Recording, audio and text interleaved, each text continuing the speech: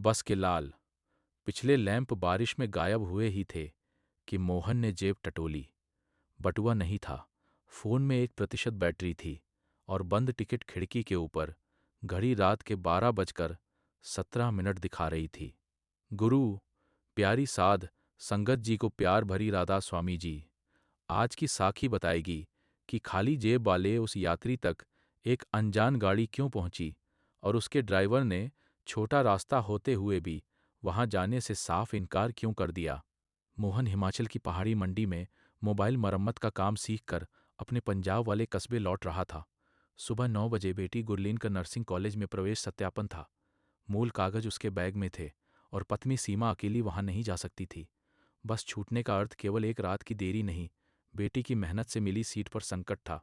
उसने भीगे फर्श पर वापस कदम खोजे। चाय की दुकान बंद थी, चौकीदार दूर बरामदे में था और नेटवर्क बार बार गायब हो रहा था। तभी काले रेनकोट वाला युवक बोला, गाड़ी है, पैसे बाद में दे देना, बस फोन मेरे पास जमानत छोड़ दो। मोहन ने फोन देखा। घर से सीमा की अधूरी कॉल चमक रही थी।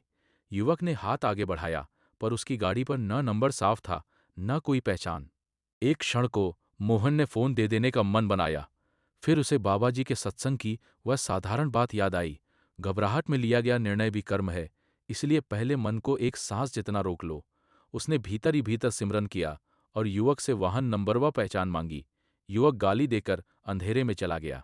मोहन ने चौकीदार की चार्जिंग तार से फोन लगाया, बैंक हेल्पलाइन पर कार्ड बंद कराया, स्थानीय पुलिस चौकी में बटुआ चोरी की सूचना लिखवाई और सीमा को अपनी जगह बता दी।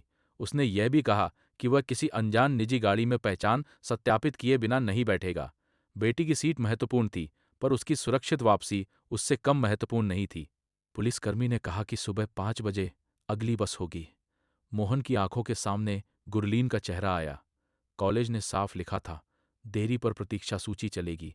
तभी चौकीदार के पुराने फोन पर बस डिपो के सफाई कर्मचारी सलीम का संदेश आया, भाई वहीं रहना, सरदार जी आ रहे हैं, किराया मत देना। मोहन सलीम को नाम से नहीं जानता था, केवल शाम को उसने बस में एक बुजुर्ग महिला का गिरा दवाई वाला थैला उठाकर चालक तक पहुंचाया था। क्या यह संदेश उसी घटना से जुड़ा था या कोई फिर उसकी मजबूरी का फायदा उठा रहा था। बारिश और तेज हो गई और दूर से 2 पीली हेडलाइटें बंद अड्डे की ओर मुड़ गईं। पुरानी सफेद उपयोगी गाड़ी रुकी। ड्राइवर ने शीशा नीचे किया, अपना नाम गुरबख्श सिंह बताया और सलीम से वीडियो कॉल मिलाई। उसने वाहन का पंजीकरण पत्र भी दिखाया। मोहन ने फोटो सीमा को भेजा और पुलिस चौकी में नंबर दर्ज करवाया।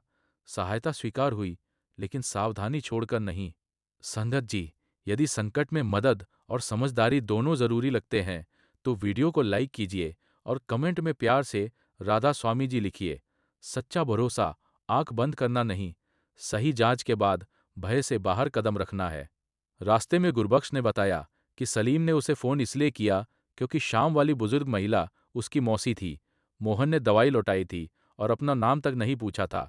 गुरबख्श ने कहा, आज मेरी खाली वापसी है, आपको मुख्य चौक तक छोड़ दूंगा, वहां से सुबह वाली टैक्सी मिल जाएगी। वे मुश्किल से 10 किलोमीटर चले थे कि पुलिस की लाल बत्ती दिखी। पहाड़ी से मिट्टी खिसक कर मुख्य सड़क पर आ गई थी। अधिकारी ने रात भर रास्ता बंद बताया। पीछे खड़े 2 स्थानीय युवक वन विभाग की कच्ची सड़क से निकलने को कह रहे थे। उनमें से एक बोला, 40 मिनट बचेंगे, सब जाते हैं। गुरबख्श ने नक्शा देखा। उस रास्ते पर न रोशनी थी, न मोबाइल संकेत। मोहन के फोन पर कॉलेज का स्वचालित संदेश आया, सुबह 9 बजे के बाद प्रवेश दावा समाप्त माना जाएगा। अब सुरक्षित लंबा रास्ता बेटी की सीट ले सकता था और छोटा रास्ता उनकी जान को अनदेखे खतरे में डाल सकता था। मोहन क्या चुनेगा? मोहन ने सीट की चिंता छिपाई नहीं। उसने गुरबख्श से कहा, मन छोटा रास्ता कह रहा है, पर यह मन अभी डर में है। दोनों ने सड़क किनारे वाहन रोका, 2 मिनट शांत सिमरन किया और पुलिस से वैकल्पिक पक्के रास्ते की लिखित दिशा ली। वह रास्ता 1.5 घंटा लंबा था, पर खुला और जांचा हुआ था। बारिश के बीच गाड़ी नीचे की घाटी की ओर उतरी। कुछ दूर एक स्कूल की छोटी बस किनारे खड़ी मिली। चालक का टायर फटा था और भीतर 6 बच्चे प्रतियोगिता से लौट रहे थे। उनके शिक्षक के फोन में नेटवर्क नहीं था। गुरबख्श के पास औजार और अतिरिक्त जैक था। मोहन घड़ी देखता रहा, 1 बजकर 56 मिनट। यदि वे रुकते तो सुबह की पहली टैक्सी छूट सकती थी। यदि आगे निकलते, बच्चे अंधेरे में फंसे रहते। मोहन ने गुरलीन को पढ़ाया था कि सेवा सुविधा के समय नहीं, परीक्षा के समय पहचानी जाती है, लेकिन आज परीक्षा उसकी बेटी की मेहनत के सामने खड़ी थी। उसने सीमा को संक्षिप्त संदेश भेजा और गुरबख्श के साथ टायर बदलने लगा। शिक्षक ने कॉलेज का नाम सुना तो कहा कि उसकी बहन वहीं प्रशासन कार्यालय में काम करती है। उसने कागजों की फोटो और स्थिति तुरंत भेजने का प्रयास किया। नेटवर्क का एक बार आया, संदेश चला गया और फिर गायब हो गया। कोई उत्तर नहीं आया। टायर लग गया, बच्चे सुरक्षित रवाना हुए, पर घड़ी अब 2:30 बजा रही थी। गुरबख्श ने गाड़ी बढ़ाई। सामने पक्की सड़क थी, पर ईंधन की सुई लाल निशान छू रही थी। अगले पेट्रोल पंप तक 22 किलोमीटर थे और वो रात में बंद भी हो सकता था। गुरबख्श ने गति घटाई, हीटर बंद किया और ईंधन बचाने लगा। मोहन ने पहली बार पूछा, आप इतना जोखिम क्यों ले रहे हैं? गुरबख्श ने कहा, जोखिम सहायता में नहीं, बिना तैयारी के था, इसलिए मुख्य रास्ता छोड़ा नहीं। अब पंप तक गणना से जाएंगे। उसकी बात ने मोहन को समझाया कि सेवा भाव और सुरक्षा योजना एक दूसरे के विरोधी नहीं। संगत जी, यह मोड़ किसी अपने तक पहुंच रहा हो तो वीडियो को साझा कीजिए। मुश्किल में केवल दुआ नहीं, लोकेशन बताना, दस्तावेज सुरक्षित रखना, पुलिस या परिवार को सूचना देना और सत्यापित वाहन चुनना भी जिम्मेदार आस्था है। पंप बंद था, लेकिन परिसर में चौकीदार जाग रहा था। गुरबख्श ने पहचान और आपात स्थिति बताई। उसने नियमानुसार रसीद काटकर सीमित ईंधन दिया। मोहन ने डिजिटल भुगतान करना चाहा, पर नेटवर्क नहीं था। गुरबख्श ने फिर पैसे लेने से मना किया और बोला, सुबह घर पहुंचकर किसी जरूरतमंद के काम आ जाना। 5:20 पर वे मुख्य चौक पहुंचे। वहां स्कूल की शिक्षिका की बहन ने कॉलेज कार्यालय से उत्तर भेजा था। यदि मूल कागजों की सत्यापित तस्वीर 8 बजे तक आ जाए और अभिभावक कारण लिख दे, तो व्यक्तिगत उपस्थिति दोपहर तक स्वीकार होगी। सीमा ने पड़ोसी से स्कैन कराया, लेकिन एक जरूरी आय प्रमाण पत्र मोहन के बैग में था। निकट की फोटोकॉपी दुकान 7 बजे खुलती थी। बैग उनके पास था। नेटवर्क कमजोर था और कॉलेज 80 किलोमीटर दूर। अब पहली बार रास्ता खुला दिखाई दिया, फिर भी एक कागज पूरी कोशिश को रोक सकता था। चौक की धर्मशाला के प्रबंधक ने अपना वाईफाई चालू किया। मोहन ने आय प्रमाण पत्र स्कैन किया, सीमा को भेजा और कॉलेज कार्यालय को चोरी की रिपोर्ट की प्रति भी लगाई। उसने कोई झूठी बीमारी नहीं लिखी, पूरी घटना समय सहित बताई। 8 बजने से पहले फाइल पहुंच गई। गुरलीन को प्रारंभिक सत्यापन मिल गया। मोहन दोपहर से पहले कॉलेज भी पहुंचा। अधिकारी ने देरी पर नियम समझाया, फिर सत्यापित घटनाक्रम देखकर मूल कागज स्वीकार किए। सीट बची, लेकिन कहानी यहीं समाप्त नहीं हुई। गुरलीन ने पूछा, पापा, अगर उन बच्चों के कारण मेरी सीट चली जाती तो? मोहन कुछ देर चुप रहा। उसने कहा, तुम्हारा दुख मुझे जीवन भर रहता, पर अंधेरी सड़क पर बच्चों को छोड़कर मिली सीट भी मन में कांटा बनती। हमने भावुक होकर नहीं, शिक्षक को मदद के साधन देकर काम किया, फिर समय बचाने की हर वैध कोशिश की। गुरलीन ने पहली बार समझा कि सही निर्णय परिणाम की गारंटी नहीं देता, पर मन को साफ आधार देता है। परिवार ने सद्गुरु का धन्यवाद किया। मेहर किसी रहस्यमय गायब चालक में नहीं थी।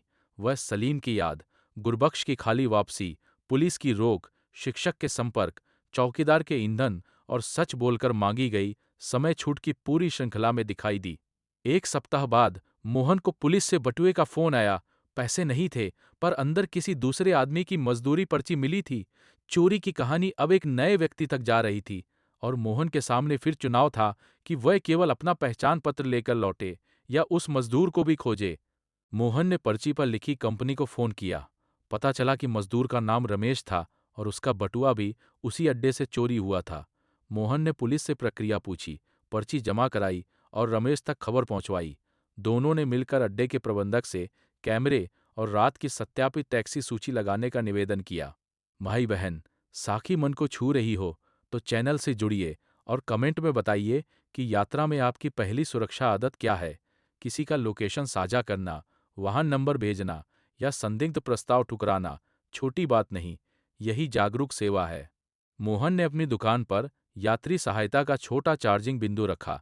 वह मुफ्त फोन, स्थानीय पुलिस नंबर और सत्यापित वाहन सूची देता, पर अकेले यात्रियों को अपनी निजी गाड़ी में बिना सूचना बैठाने का नाटक नहीं करता। उसने मदद को नियम, पारदर्शिता और सम्मान दिया। 3 सप्ताह बाद दुकान बंद करते समय एक युवक आया।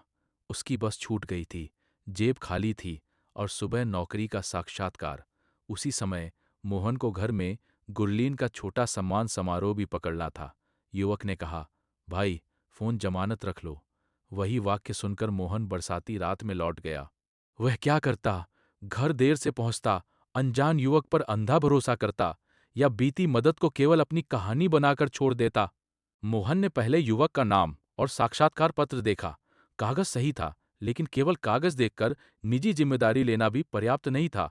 उसने पास के पुलिस सहायता कक्ष से सत्यापित साझा टैक्सी स्टैंड पूछा और युवक के बड़े भाई से वीडियो कॉल पर बात की। युवक का नाम विजय था। नौकरी छूटने के बाद यह उसका चौथा साक्षात्कार था। उसने शर्म से घर में नहीं बताया था कि जेब में किराया कम है। मोहन ने कहा, मदद लेंगे, पर घर वालों को सच बताकर। विजय पहले पीछे हटा, फिर भाई को पूरी स्थिति बताई। झूठ का बोझ उतरते ही सहायता का रास्ता साफ हुआ।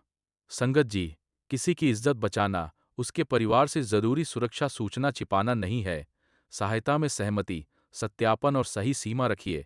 वीडियो को साझा कीजिए ताकि भरोसे की यह समझ किसी और मुसाफिर तक पहुंचे। टैक्सी चालक का नंबर पुलिस सूची से मिला।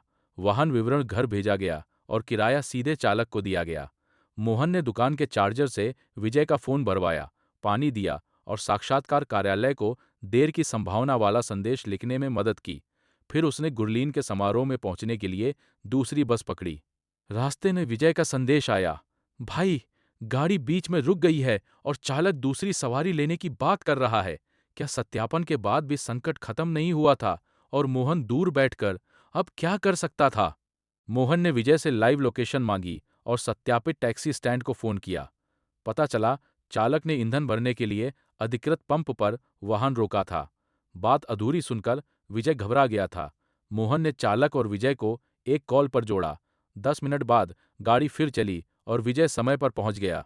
गुरलीन ने कहा, पापा, समारोह की फोटो बाद में देख लेंगे। उस दिन किसी ने आपको पहुंचाया था, आज आप उसे पहुंचाइए। बरसाती रात का उत्तर यही था। गुरबख्श केवल मोहन को घर नहीं ले गया था, उसने मदद करने का सुरक्षित तरीका उसके भीतर छोड़ दिया था। संगत जी, संकट में सद्गुरु की कृपा कभी साहस देती है, कभी सही व्यक्ति, कभी बंद सड़क और कभी रुककर जांचने की बुद्धि। हर चमकती हेडलाइट संकेत नहीं होती। इसलिए सिमरन के साथ विवेक, सत्यापन और परिवार को सूचना आवश्यक है। और जब हम बच जाएं, कृपा को केवल याद न बनाएं, उसे जिम्मेदार सेवा में आगे बढ़ाएं। मोहन ने गुरबख्श को पैसे भेजने चाहे। उत्तर आया, कर्ज नहीं था, श्रृंखला मत तोड़ना। उसने फोन बाबा जी की तस्वीर के पास रखा और मन में कहा, मालिक, धन्यवाद कि आपने मदद के साथ समझ भी दी। आज की मौलिक साखी ने भरोसा और सावधानी साथ रखने की प्रेरणा दी हो तो वीडियो को लाइक और शेयर कीजिए, चैनल से जुड़िए और कमेंट में प्यार से राधा स्वामी जी लिखिए। मालिक हर मुसाफिर को सुरक्षित राह, शांत बुद्धि और किसी की राह आसान करने वाला हृदय दें। राधा स्वामी जी।